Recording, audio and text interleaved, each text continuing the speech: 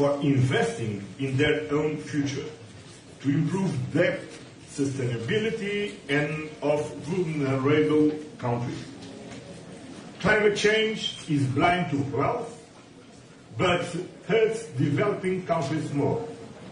The European Union is here to lead the way in cutting emissions, and so is our willingness to help vulnerable countries react and adapt to these challenges.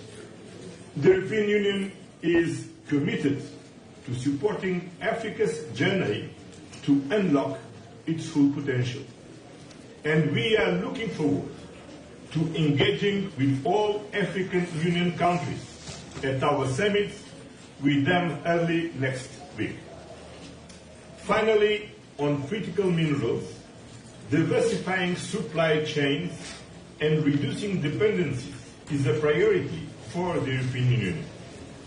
Concentrated production increases geopolitical and economic risks. We must build strategic autonomy. This requires us to engage with different parts of the world and with new partnerships while strengthening existing ones. This is what the G20 enables us to do on development, on trade, on climate, on critical minerals, or artificial intelligence. The European Union will take its responsibilities as a big economic power in the multipolar world. But we cannot do it alone. We need all G20 members to take bold, collective action. This is what this summit is about. As the world becomes more multipolar, we need more multilateral cooperation, not less. To paraphrase Bishop Desmond Tutu, I would say, our commitment to multilateralism is bound up in yours. Multilateralism is not old-fashioned. Multilateralism is not outdated. Multilateralism is our best, maybe our only defense against disruption, violence, and chaos. And South Africa puts multilateralism to work. And I would like to commend President Ramaphosa and the South African team. You have done an exceptional work towards reaching an agreed leaders' outcome from this summit. We are looking forward to the discussions ahead. Thank you very much. Yeah, let me first also say together with President Costa that the European Union is very pleased to be here in Johannesburg. The G20 summit is the first on African soil. It is the first since the African Union joined as a permanent member. And this is highlighting Africa's central and vital role on the global stage and the leadership of President Ramaphosa and South Africa. The G20 is a premier global forum to find common solutions for common challenges, such as how to maintain reliable, rules-based trade in a volatile global economy, or how to ensure climate change, fight food and energy resilience, and how to meet the opportunities and risks posed by rapid technological change. These are the topics of the 3 roundtables that will form the core of our discussions in the next 2 days. And allow me to go into further detail on each of those 3. The first is on trade. Europe is doubling down on our core belief that rules-based trade delivers. We will continue to champion partnership, openness, and fair competition. And that is the message we'll bring to the G20 and to the EU-African Union summit, which follows these G20. Our network of free trade agreements is already the biggest in the world. 44 agreements with 76 partners. And we have more on the way. The agreements we have reached with Mercosur, Mexico, and Indonesia further strengthen our network. And we're working non-stop to finalize an agreement with India, but also with Australia, Thailand, the Philippines, Malaysia, and the United Arab Emirates. And just yesterday, we, the European Union and South Africa, concluded a clean trade and investment partnership. We are a partner that plays by the rules. That's important for us. We listen to our partners. And above all, we deliver mutual gains in trade and investment, which in return delivers good jobs. We believe in the mutual gain in trade and investment.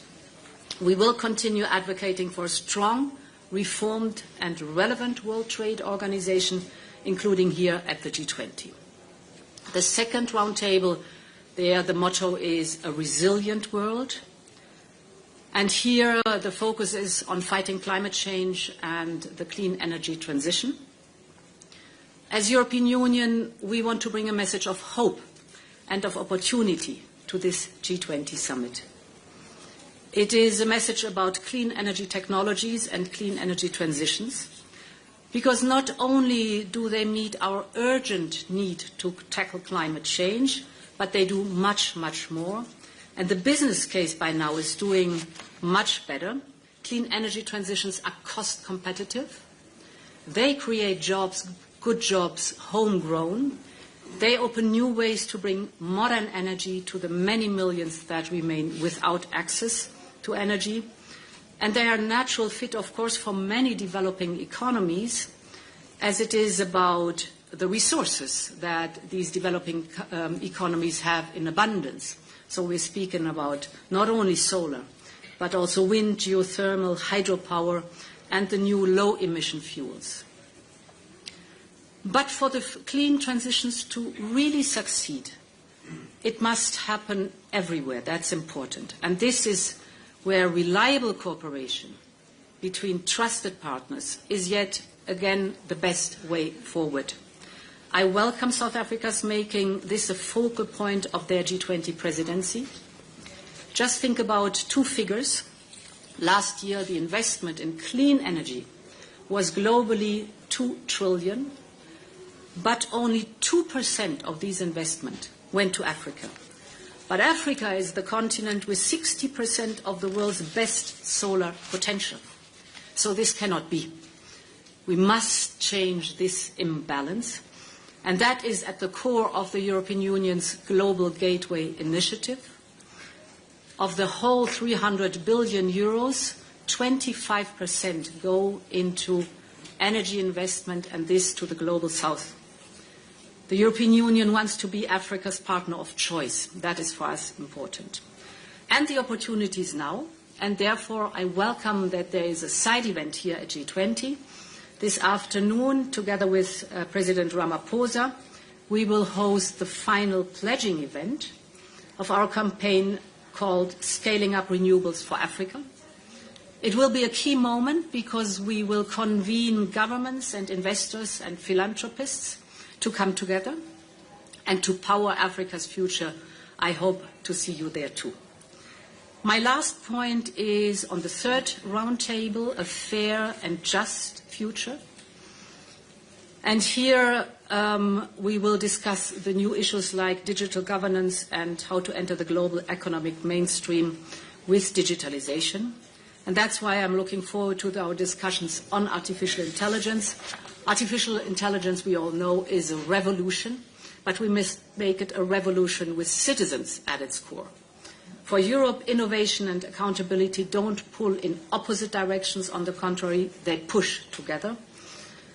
And we are already working hand in hand with G20 partners who share the same vision of AI. It must be a game changer for good. This potential is strong on the African continent, from optimizing the renewable energy grids to predicting natural disasters. You need AI in these topics. And there, the European Union is working with our partners to lay the groundwork here in Africa for artificial intelligence factories. In other words, this is bringing computational power to to the many, many startups that are here on the continent so that they can train their models, develop their models, and improve their models. So, to conclude, I'm looking forward to the next 2 days. Thank you. Many thanks to our two presidents. We now open the floor for your questions, starting here at the front with Julia.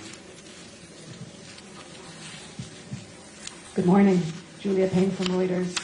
I was wondering if you had any thoughts about the U.S. 28-point plan for peace in Ukraine. Is it acceptable to you? And is Zelensky or the U.S. or Russia bringing you into the discussions? Well, thank you for your question. The European Union has not been communicated any plans in official matter. That it makes no sense for me, for us, to comment at this point. I just can to say and repeat that the European Union remains fully committed to ensure an unwavering support to Ukraine based on the principles of the United Nations Charter. So indeed, from day one on, we have stood by Ukraine, side by side with Ukraine, and together we are defending the principles of the UN Charter. And we have been working intensely with President Zelensky and the coalition of the willing for a just and a lasting peace. And this is an ongoing process. As you said, yesterday a 28-point plan was made public. We will discuss the situation both with European leaders and with leaders here in the sidelines of the G20. I will also reach out to President Zelensky to discuss the matter. Important is a key principle we have always upheld, and that is nothing about Ukraine without Ukraine. Next question. Christine. Thanks very much. Christine Munder from DW, Deutsche Welle News. Just coming to the topic of climate change, could you give us a sense of what are you going to be insisting on in terms of whatever the final text would be, the summit declaration or chair statement or whatever the case may be? Because it's looking like the European Union itself is losing momentum in terms of the targets you've been setting. What are you going to be insisting on? And also the aspect of where the money is flowing. So there's a big emphasis on your part on the energy transition, but your partners, particularly here in Africa, really want adaptation financing as well. So is there a bit of a mismatch as to what you're insisting on, where you want to put the money, but where your partners need the money, mitigation here on the African continent. So just what is on the table? What are you asking countries in Africa to commit to in the absence of momentum on your side as well and funding in the right places? Thank you. So I want to be very clear for the European Union. We are staying the course. We have our climate targets cast in law for 2030, now for 2040, and climate neutrality for 2050. We're staying the course. We're very clear that we want to reach these targets. We are well on track for the 2030 target. On the way forward, we have to be adaptable and flexible because this is a huge transition that is happening. No one has done it before. So we really have to are on uncharted waters, but we stay the course towards the common goals. That's important for me to emphasize that. Then the expectations here for the G20. I also want to be clear. We're not fighting fossil fuels. We're fighting the emissions from fossil fuels. That is important. So the big topic is, of course, always in fighting climate change is energy. If you look at the cut of emissions, I can only speak for the European Union. The last 20 years, we have cut the emissions by 50%. This cut has mostly taken place via reducing emissions in energy. So this is vital, and here we're talking about clean energy. It's either renewables or nuclear energy. And you're right, climate change is mostly affecting, of course, emerging economies. But they are often also the ones who have now the resources, as I just said, for fighting climate change and having alternatives, clean alternatives for energy. The figure I just was mentioning was the 2 trillion that are invested last year in energy, clean energy, renewables and low carbon energies. Only 2% went to Africa. And here we have to change the balance. Much more investment has to go to Africa. On your final point, climate finance, the European Union is the largest funder of climate finance. Last year we contributed 29 billion euros. That is the biggest sum. And we are completely committed also to the new goals we have set for adaptation and for climate finance. Next question, Ansgar.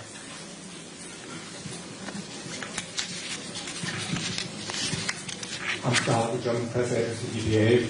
Madam President, Mr. President, on the absence of the United States here at the summit, how do you assess the accusations of the President of the United States, Donald Trump, against the host country regarding the human rights situation? And from your point of view, does the situation justify a boycott of the summit? And also, just very briefly, will you attend next year's G20 summit in Florida if it means sitting together with the Russian President Vladimir Putin? Thank you. Well, the answer is clear. We are here. And we are here because we are working in a very close way with our South African countries, South African host. The South African presidents of G20 was a very good presidency. They raised central issues to tackle our global challenges. And we are here all together to work together. As you know, the European Union is very clear. We believe in the multilateral system. We uphold the international rules-based order on peace and war, on trade, on the economic security, on the climate change. We remain engaged with the Paris Agreement. And as you know, the world today is not only multipolar, it's also plural. The North is plural, the South is plural, and it's the reason because we need to engage with each other. And we are here to work with our South African partners, with our G20 partners, and is what we are doing here, is what we are doing in the G7, is what we are doing in WTO, is what we are doing in the United Nations, and what we will continue to do because we believe in the multilateralism and the rules-based order. My question was about the accusations, real accusations against the whole country made by US President Donald Trump. I think it's not on our behalf to comment other countries' statements. So you have to ask the United States what that is concerned. Final question, folks. We have time for one more. Over here, please. Good morning. I'm Michael Pacherkiw. I'm a regular contributor to BBC and CNN. In fact, I just got off BBC and founder of the World Briefing on Substack. They just asked me on BBC how the EU could possibly find itself so, excuse my language, appallingly sidelined by the peace process in Ukraine just now. And I have to be very frank with you. I've been based in Ukraine since before the start of the war. I talk to Ukrainians every day. Just before coming here, I visited one of the cemeteries where Ukrainian servicemen and women paid the ultimate cost. They are overflowing. So my question is, a lot of Ukrainians ask, how is it that the EU member states contribute more to the Russian war machine in terms of energy payments than it does to aid to Ukraine? Why is it that it took so long for 19 packages of sanctions? Had everything been delivered in one blow, we wouldn't be where we are. And finally, the drip, drip, drip approach to providing weaponry, Taurus missiles to be specific in this case. How do you see the EU's role going forward, given what's happening, especially with the American, let's call it imposition of themselves in the process? Thank you. So we have been by Ukraine's side from the very beginning on. First of all, it was the goal of Vladimir Putin to take Kyiv in 3 days or 3 weeks. He failed dramatically. This is first and foremost because of the courage of the Ukrainian people, without any question. But we supported from day one on the Ukrainian people as much as possible. And we've contributed more than 180 billion euros to support not only the Ukraine with military capabilities, but also, of course, with budget support. And this will continue without any question. We have indeed unleashed 19 sanctions packages, and these are biting sanctions. You see it when you look at the increasing difficulties the Russian economy has, soaring inflation, soaring interest rates, an overheated war economy. Slowly but surely the figures are showing that the sanctions are biting. And why not in one go? Because the sanctions often also reply to the circumventions of loopholes. So you put a sanction, there appears a loophole, you close the loophole, etc. It's a process that is ongoing, and the pressure on Russia here is ongoing. We will continue to support Ukraine, as we've done before. Ukraine can count on us, because this is not only an aggression against Ukraine, but it is an aggression against the principles of the UN Charter. It's on European soil, and therefore we will support Ukraine for as long as it takes. This concludes our press conference. Ladies and gentlemen, thank you to the presidents. Have a good afternoon. All right. Thank you, my friend.